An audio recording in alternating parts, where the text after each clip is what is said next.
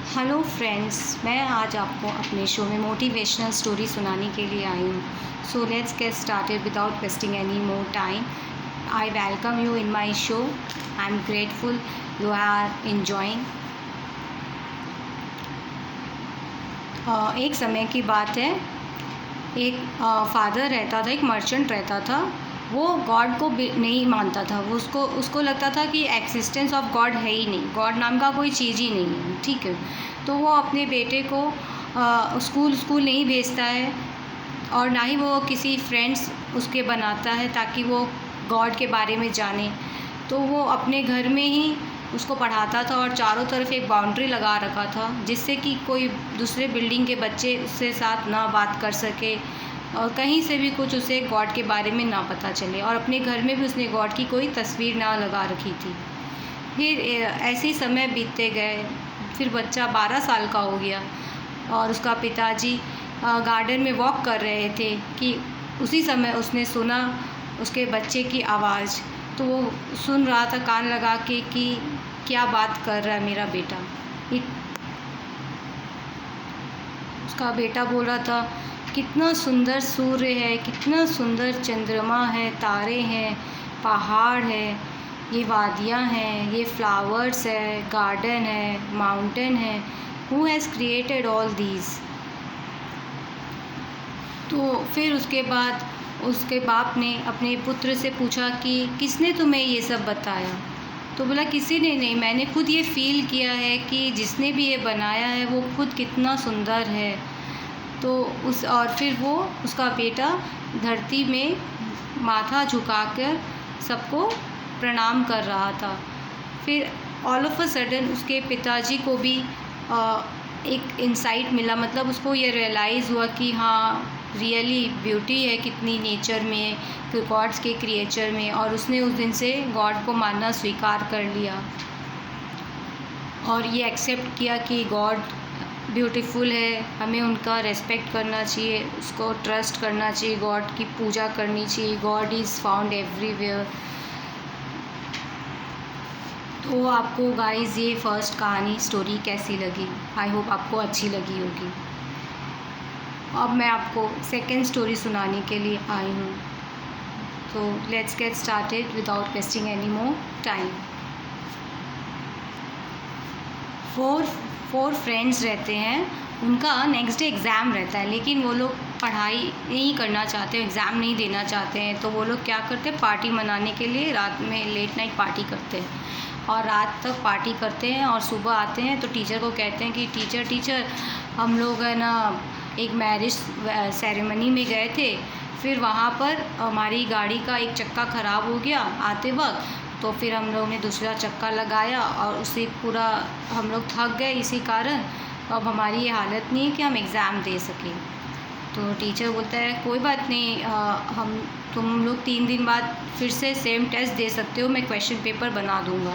तो वो लोग सोचते हैं कि अब तो कोई उपाय नहीं है, अब हमें एग्ज़ाम देना ही पड़ेगा। फिर अब उनके पास और कोई एक्सक्यूज़ नहीं था, उनको एग्ज़ाम देना ही पड़ा। तो 3 दिन के बाद वो लोग एग्ज़ाम देने आते हैं। तो सर क्या करते हैं, चारों स्टूडेंट को 4 डिफरेंट रूम में बैठाते हैं और सबको एक क्वेश्चन पेपर देते हैं। और उसमें क्या रहता है, 2 क्वेश्चन रहता है। एक अपना नाम लिखो और दूसरा कि उस रात गाड़ी के कौन सा चक्का ख़राब हुआ था, राइट का लेफ़्ट या राइट का मतलब फ्रंट चक्का का राइट व्हील ख़राब हुआ था कि लेफ़्ट व्हील ख़राब हुआ था, और बैक व्हील का लेफ़्ट ख़राब हुआ था कि बैक व्हील का राइट चक्का ख़राब हुआ था।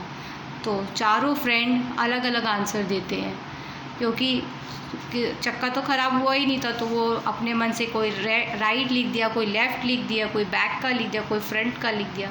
तो जब चारों का क्वेश्चन पेपर सर के पास आता है तो सर उनको बताते हैं कि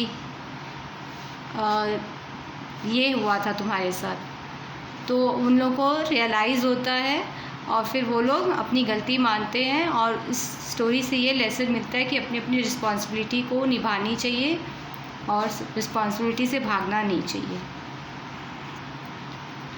अब मैं आपको थर्ड स्टोरी सुनाने के लिए आई हूँ। थर्ड स्टोरी में क्या होता है, ये बहुत समय पहले की बात है। एक वाइस मैन के पास बहुत सारे लोग अपनी कंप्लेन लेकर आते हैं। और कुछ लोग एक ही प्रॉब्लम हमेशा लेके आते रहते हैं। तो एक दिन वाइस मैन ने क्या किया, उनको एक जोक सुनाया। तो वो जोक सुन के सब कोई बहुत हंसे, सारे जितने भी वहाँ बैठे थे सबके सब हंसे। फिर उसने दूसरी दिन वापस से सेम जोक सब लोगों को सुनाया। तो इस बार 50% लोग हंसे और 50% लोग हंसे नहीं। फिर थर्ड डे वही सेम जोक्स उस वाइस मैन ने सारे लोगों को सुनाया। इस बार क्या हुआ, एक भी लोगों ने नहीं हंसा। तो वाइस मैन ने कहा कि जब ये जोक फर्स्ट टाइम आप सुन रहे थे तब आपको सबको हंसी आया, लेकिन जब आप सेकंड टाइम सुने तो आपको सारा स्टोरी पता था, इसलिए आपको कोई इंटरेस्ट नहीं था। और थर्ड टाइम में भी ऑब्वियसली सेम स्टोरी था तो इंटरेस्ट नहीं आया। उसी तरह अगर आप सेम प्रॉब्लम मुझे रोज़ बताओगे तो मैं उसका क्या सोल्यूशन दूंगा। इसलिए कहने का मतलब ये है कि ये वेस्टेज ऑफ टाइम है। हमें प्रॉब्लम की जगह सोल्यूशन ढूंढना चाहिए। अगर हम सोल्यूशन ढूंढेंगे तो हमें प्रॉब्लम नहीं नज़र आएगा। और अगर एक ही प्रॉब्लम पे बार बार डिस्कशन करेंगे तो हमें रिज़ल्ट ज़रूर मिलेगा। उसके ऊपर थिंक करना होगा, सोचना होगा। अब मैं आपको फोर्थ स्टोरी सुनाती हूँ। इस स्टोरी में क्या है, एक बहुत समय पहले की बात है। एक राजा राज्य करता था। वो बहुत चिंतित था कि उसका बेटा उसके मरने के बाद उसका किंगडम अच्छे से संभाल पाएगा कि नहीं, तो बहुत वरी रहता था। तो उसने एक दिन एक साधु को बुलाया। साधु ने कहा कि मैं एक परीक्षा लेता हूँ, देखता हूँ अगर उसमें वो पास हो जाता है कि नहीं होता है। तो उसने उसको एक टास्क दिया। उसने क्या कहा, उसके बेटे को बोला कि ये एक घड़ा है, इसके अंदर होली वाटर है। ओके, होली वाटर नहीं, गंगा जल है, और ये तुम्हें मेरे जंगल में एक आश्रम है उसमें लेकर जाना है, वहाँ पहुँचाना है, और रास्ता में तुमको वॉक करके जाना है, और एक भी इसका पानी छलकना नहीं चाहिए। अगर छलका तो तुम्हारा किंगडम को कर्सिंग लगेगा, किंगडम डिस्ट्रॉय हो जाएगा।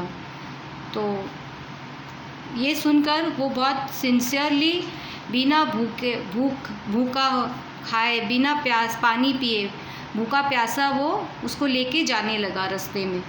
और धीरे धीरे संभालते संभालते वो आश्रम में वो रख आया।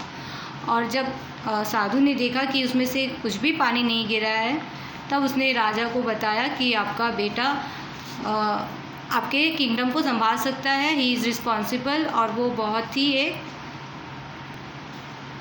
टैलेंटेड है, वो आपकी बागडोर ले सकता है। तो इस तरह से राजा की प्रॉब्लम उस साधु ने सॉल्व की। अब मैं आपको फिफ्थ स्टोरी सुना रही हूँ। ये भी एक मोटिवेशनल स्टोरी है, इससे भी आप कुछ ना कुछ सीखोगे। तो लेट्स गेट स्टार्टेड। एक पति पत्नी एक गधे पर एक दूसरे गांव की ओर जा रहे थे। तो कुछ लोग देखते हैं तो फिर वो लोग टॉन्ट मारते हैं कि कितने निर्दयी हैं ये हस्बैंड एंड वाइफ, बेचारा डोंकी कैसे इन लोग का भार सहन कर रहा है।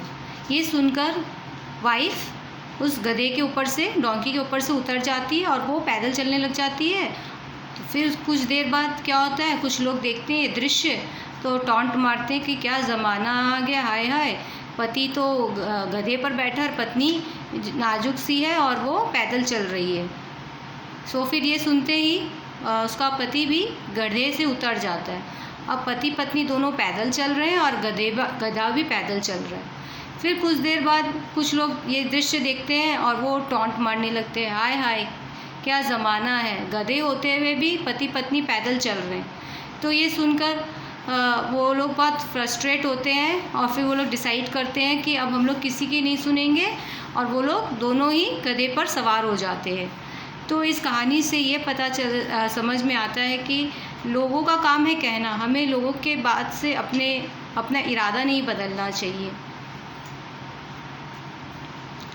और अब last but not the list, मैं आपको 6 स्टोरी सुनाने के लिए आई हूँ। ये भी एक मोटिवेशनल स्टोरीज़ है। आई होप ये भी आपको अच्छी लगेगी। इसमें क्या होता है, बहुत समय पहले की बात है, एक कस्टमर बार्बर के शॉप में जाता है अपना दाढ़ी कटवाने और अपने लॉन्ग हेयर को कटिंग कराने जाता है। उसी समय उनके बीच में एक बहस छिड़ जाती है। बार्बर कहता है गॉड नाम की कोई चीज़ नहीं होती है, और वो क्लाइंट है वो कहता है कि गॉड होते हैं, गॉड का एग्जिस्टेंस होता है। लेकिन दोनों अपने अपने तथ्य पर रहते हैं। फिर उसके बाद कस्टमर चला जाता है बाहर। जैसे ही वो बाहर जाता है तो वहाँ पर वो देखता है एक आदमी जा रहा है, जिसके लंबे बाल है और लंबी लंबी दाढ़ी है। तो वो उसको रोकता है और उसको बार्बर की शॉप में लेके जाता है और फिर वहाँ पे जाकर बोलता है बार्बर का एग्जिस्टेंस नहीं है, बार्बर है ही नहीं इस दुनिया में। तो ये सुन के वहाँ खड़ा बार्बर बोलता है एग्जिस्टेंस नहीं है तो मैं खड़ा हूँ, मैं ही तो बार्बर हूँ। तो फिर वो क्लाइंट बोलता है अगर बार्बर है तो ये आदमी के लंबे बाल और लंबे दाढ़ी क्यों है। तब उसको रियलाइज़ होता है कि गॉड भी है इस दुनिया में। हमें वो बार्बर कहता है कि अगर गॉड है तो लोग सफरिंग क्यों है, लोग रोते क्यों हैं, कोई के माँ बाप नहीं है, कोई अनाथ क्यों है। अगर गॉड होता तो फिर तो सफरिंग नहीं होती। तो फिर वो क्लाइंट उसको बोलता है कि सबका एक्सिस्टेंस है, लेकिन ज़रूरत पड़ने पे हमें भगवान की शरण में जानी पड़ता है। अगर हम भगवान के शरण में नहीं जाएंगे तो भगवान हमारे दुख को नहीं सॉल्व करेगा, हमारे आंसू नहीं पहुँचेंगे। तो हमें दुख के समय में भगवान की शरण में जानी चाहिए, तभी भगवान हमारा दुख दूर करेंगे। तब हम प्रे करेंगे तो सूनर और लेटर भगवान हमारी ज़रूर मदद करेंगे। अगर हम खुद ही दुख में जाएंगे नहीं तो भगवान घर बैठे हमारी मदद नहीं करेंगे। इसके लिए हम ये नहीं कहेंगे कि गॉड नहीं है, गॉड है, लेकिन हमें जाना पड़ेगा। Thank you guys, I hope you enjoyed my session. Love you, take care, have a great evening.